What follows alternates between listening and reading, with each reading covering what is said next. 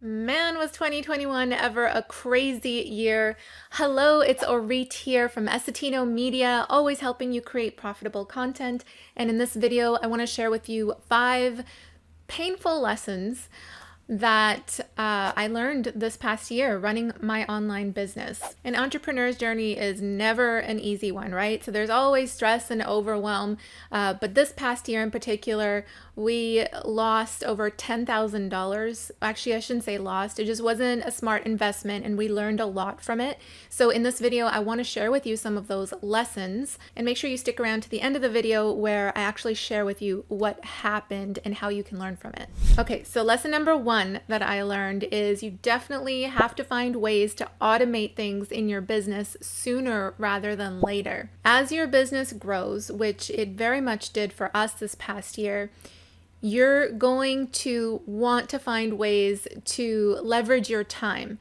It's going to get busy. Your business will grow. You'll have more client orders coming in, more projects you want to work on. And so the things that you already are doing a lot of, ask yourself, what is it about those things that is taking a long time, and how can I make this more efficient? So to give you an example, when we're onboarding a client, we have a set way of doing things. We have a process written out so that we know what email to send when they first come on board, with instructions on how to get their creative assets to us so that we could design, whatever it is, the project, the graphic, the website, write the copy for the website. And this, just one thing, makes things so much easier, so much faster, rather than rewriting the same email over and over again. Even something as simple as setting up a calendar, if you're a coach, can save you so much time in going back and forth with the emails, trying to figure out what time works for that person. All you need to do is send them a link to a calendar, they book in, done. And it's so easy to say like, oh, I'll figure this out later. I'll write out a process for it later. I'll document it later. I'll come up with a template later. But really make an appointment with yourself to set aside time to create that template or create that process, or find a way to make it more efficient for yourself. It might mean even like delegating something to someone else, right? It might mean hiring someone. It might mean getting rid of a certain thing that you're doing altogether. But the sooner you can find ways to automate your processes, the better. All right, lesson number 2. As our business really started to continue growing, we've been booking in more YouTube coaching clients and more design projects. And it's really interesting because when these sales come through, in the very beginning of our entrepreneurial journey, and we started this business in 2010, went full-time in 2018, so it took a bit, and really we went full-time because of having this YouTube channel. But in the very beginning of the entrepreneurial journey, it would be so exciting to even just make like a $15 sale or a $100 sale. Now, those amounts are much bigger. Those amounts are in the hundreds, in the thousands, even in the tens of thousands. What I've noticed is that if you're always hungry, you'll never be satisfied. So if you're just constantly in hustle mode and you're just working, the sales are coming in, you're like, okay, cool. Like you're not really reacting as much to them as you did in the very beginning, because you're almost like getting desensitized. And what I realized in myself is that I'm constantly have to feed this hunger of getting to the next milestone, the next goal, the next sale. But when it came around, it was like, just keep going. But I think it's so easy to get into that desensitized state where you're just constantly in hustle mode and you're not really enjoying the process of it. So what I learned to do is reframe my mindset and actually take more time to enjoy creating that website or enjoy creating that graphic for my clients, or almost gamify it a little bit. Like, yeah, how am I going to knock this coaching call out of the park? What can I do differently? What is my intention for this? And actually just keep finding ways to enjoy more the process of it rather than the goal or the destination of the next sale the next monthly revenue goal hit. So in summary, really find ways to connect to why it is that you're doing what you're doing. Find ways to enjoy the process of it. I'm sure you've heard the quote, it's about the journey, not the destination. But I think, and we know that, but we don't really know it internally if we're constantly just in hustle mode, chasing, hungry, just keep going. And I think those who really spend time enjoying, like intentionally, the process of it will win this marathon. That's what entrepreneurship is. It's a long journey. It's a marathon. Lesson number 3 is all about dealing with the overwhelm and the pressure. You have a lot to do. There's a lot of pressure on the line. Maybe it's, your family putting that pressure. Maybe it's colleagues. Maybe it's clients. And so I did this post on my Instagram, and I'm going to read it out because my past self, I think, said it best. So this is a massive lesson that I learned this year, is that if you change the frame, the lens, the perspective in which you see things, those same things, circumstances, people, events suddenly don't seem so challenging to deal with. So I've heard this before, but I didn't actually internalize it until this year. As you climb higher, the pressure builds.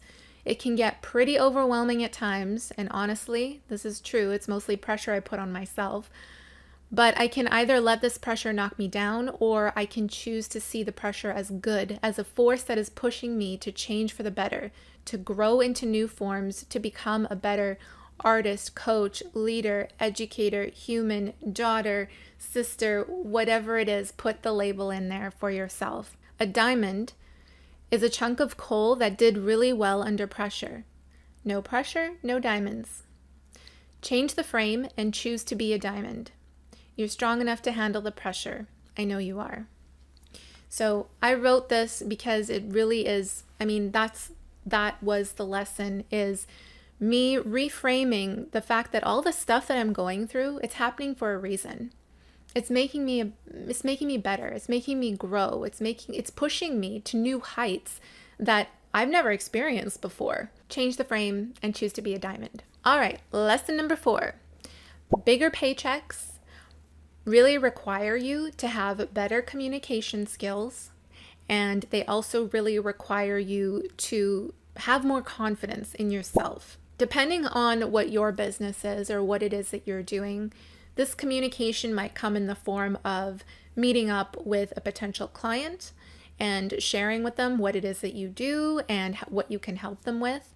But it's also, if your business is entirely digital, like you're selling digital products or you have a website promoting your services, get better at whatever mode of communication you need to get better at in order to bring in more sales.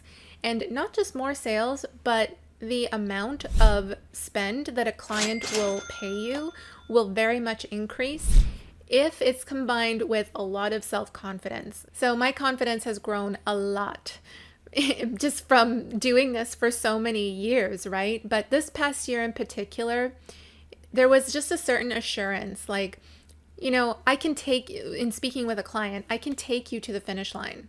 I know exactly what needs to be done. I have a system and I can get it done for you.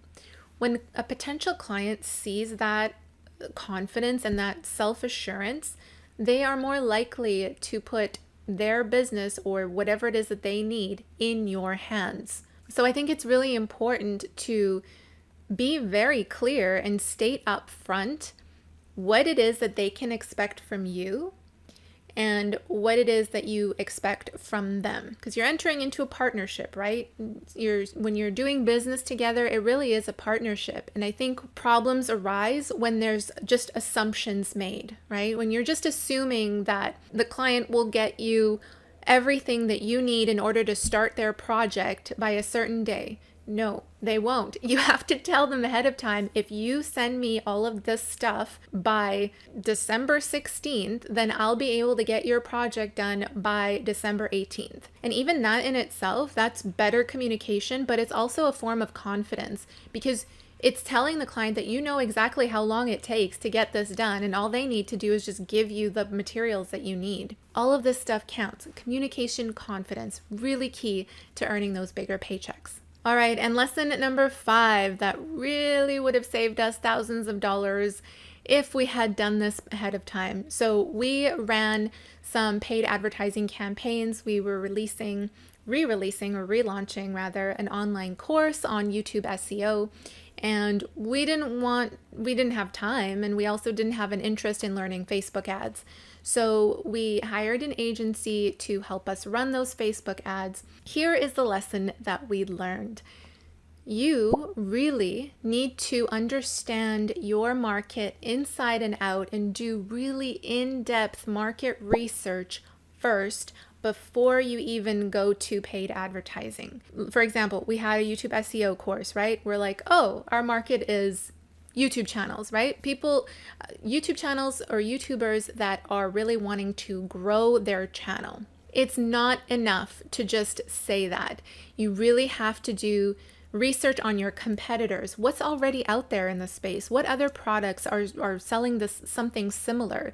What kind of messaging are they using on their pages? What prices are they using? Are they targeting a different segment of that market than you are? We actually ended up, after doing all of those ads and stuff, we realized this isn't working, right? We made some sales from running those ads, but it wasn't what we wanted. So afterwards, we did a ton of research, like reading Reddit posts, going into Facebook groups. This is something that you can do as well. The information's already all there online.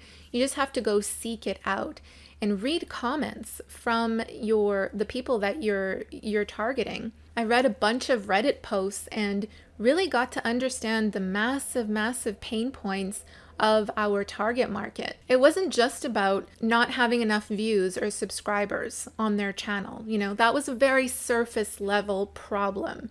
It was so much deeper than that. I really highly encourage you, if you're doing any paid advertising, whether that be Facebook ads, YouTube ads, Google ads, make sure you do really in-depth market research on who it is that you're creating your offer for, and do also research on your competition, what's already out there, and how is it that they're positioning that offer as well. So did you find that helpful? My 5 painful lessons learned from running an online business in 2021. If you found this helpful, please do give it a thumbs up. And you already know a little bit about my business just from talking about it, so head down to the description and check out some of the things that we offer as well. Thank you so much for watching, and I will see you in the next video. Bye.